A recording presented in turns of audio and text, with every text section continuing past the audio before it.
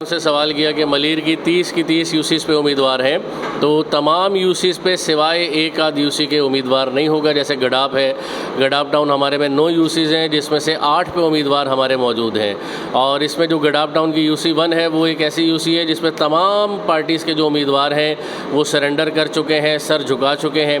सिर्फ पाकिस्तान तहरीक-ए-इंसाफ वाहिद ऐसी पार्टी है जिसके उम्मीदवार आज भी वहाँ स्टैंड लेके खड़े हुए हैं और वो इस मिशन पे हैं कि इंशाअल्लाह ये पहला स्टेप है, हम इनको हराएंगे और तमाम यूसीज़ पे हमारे उम्मीदवार इसके लिए मौजूद हैं। आप क्या समझते हैं गडाप यूसी पे जो आपके कैंडिडेट खड़े हैं वो आखिर तक मुकाबला करेंगे, पब्लिक का उनको वोट मिलेगा? जी इंशाल्लाह जी, आखिर तक मुकाबला करेंगे, आखिरी दम तक मुकाबला करेंगे।